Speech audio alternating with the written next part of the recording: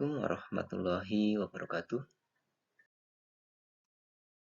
Saya Muhammad Arif Hariri dari SD Negeri Candisari, Kecamatan Unisari, calon guru penggerak angkatan 4 dari Kabupaten Magelang, akan menyampaikan jurnal monolog demonstrasi kontekstual pengambilan keputusan sebagai pemimpin pembelajaran berdasarkan 4 pertanyaan yang ada pada LMS. Untuk pertanyaan pertama, bagaimana Anda nanti akan mentransfer dan menerapkan pengetahuan yang Anda dapatkan di program guru penggerak ini di sekolah atau di lingkungan asal Anda? Sebagai seorang guru yang saat ini diamanahi untuk mengajar kelas 6, saya merasa kebutuhan yang begitu besar terhadap materi yang menjadi muatan kurikulum program guru penggerak ini. Artinya materi ini sangat sesuai dengan kebutuhan saya sebagai pendidik dan sekaligus pemimpin pembelajaran. Dasar filosofi pendidikan yang merupakan buah pemikiran dari Ki Hajar Dewantara akan menguatkan saya dalam pondasi untuk menjadi guru yang baik bagi murid-murid saya. Tentunya dalam proses penerapan ini, pembelajaran saya harus mampu menjadi pamong bagi murid-murid saya, menjalankan 3 semboyan ing ngarsa sing tulodo, ing madya mangun karso, dan tuturi handayani.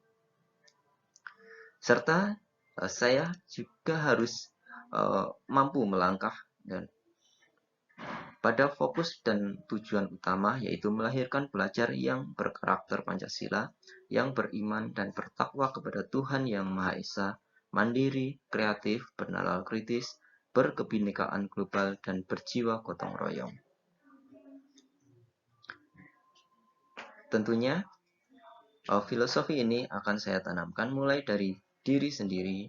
Setelah kelihatan hasilnya, saya akan menularkan pengaruh positif kepada rekan-rekan sejawat yang memiliki jiwa reflektif, dan pada akhirnya semua akan mengerti dan paham tentang filosofi pendidikan dari Ki Hajar Dewantara. Karena jika kita sudah memahami semua itu, maka akan lahir semangat yang mendasar dan tak mudah untuk padam, untuk tergerak dan menggerakkan komunitas belajar yang memerdekakan murid dalam belajar.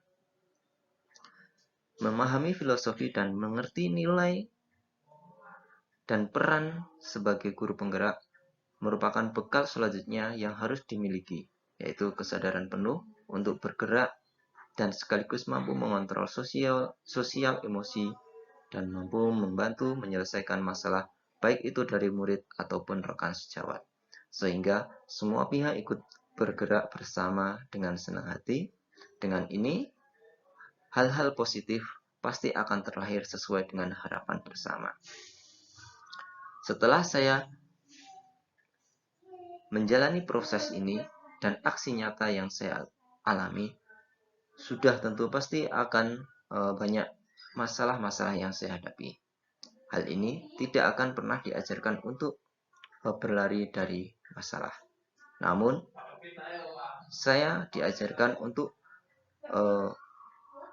menyelesaikan masalah tersebut melalui keterampilan-keterampilan dalam menyelesaikan sebuah masalah, yaitu menentukan jenis masalah yang dihadapi, apakah itu seperti sebuah dilema etika atau bujukan moral.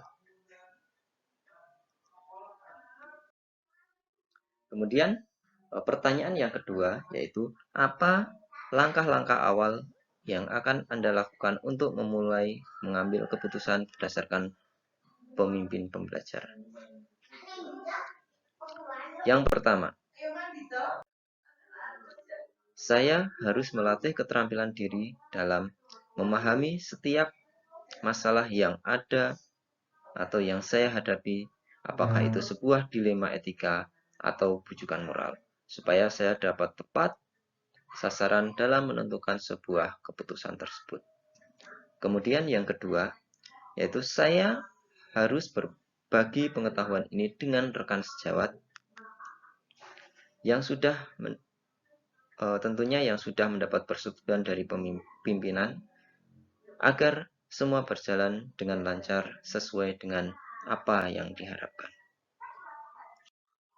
Kemudian pertanyaan yang ketiga, mulai kapan Anda akan menerapkan langkah-langkah tersebut? Hari ini, besok, minggu depan, atau hari apa? Catat rencana Anda sehingga Anda tidak lupa.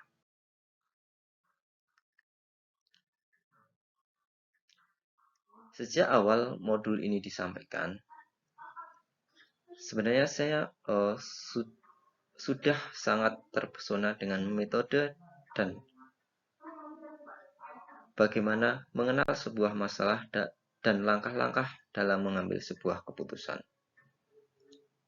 Sejak saat itulah saya mulai mendalami dan langsung mencoba mempraktekkan dalam kehidupan saya, baik di lingkungan sekolah maupun dalam kehidupan saya sehari-hari. Meskipun belum bisa maksimal karena terbentur waktu bertepatan dengan ujian siswa kelas 6. Tetapi saya akan memaksimalkan untuk tahun ajaran yang akan datang. Kemudian pertanyaan yang keempat, siapa yang akan menjadi pendamping Anda dalam menjalankan pengambilan keputusan sebagai pemimpin pembelajaran? Seseorang yang akan menjadi teman diskusi Anda untuk menentukan apakah langkah-langkah yang Anda ambil tepat dan efektif. Nah, dalam hal ini saya akan melibatkan beberapa pihak. Yang pertama tentunya fasilitator, karena orang yang pertama yang memberikan pengaruh aktif dalam mentransfer pengetahuan tentang semua teori dan aplikasi pengetahuan dalam setiap modul di program ini. Kemudian yang kedua yaitu pengajar praktik, merupakan partner yang tidak kalah penting. Meskipun pendampingan hanya beberapa kali dan terjadi pada saat pendampingan individu serta pada saat loka karya, namun jarak yang tidak jauh dari segi geografis dapat memudahkan saya untuk berkomunikasi dan didampingi serta dibina setiap pengetahuan serta keterampilan saya. Kemudian yang ketiga tentunya dari kepala sekolah, karena kepala sekolah itu berperan sangat penting dalam hal ini karena segala sesuatu itu harus mendapatkan izin dari kepala sekolah. Karena sejatinya semua tanggung jawab ada pada pemimpin satuan pendidikan. Kemudian yang keempat yaitu rekan sejawat, merupakan partner yang mampu diajak berkolaborasi sehingga lebih mudah dalam bergerak bersama dalam setiap menjalankan program. Demikian jurnal monolog demonstrasi kontekstual pengambilan keputusan sebagai pemimpin pembelajaran. Terima kasih, salam dan bahagia.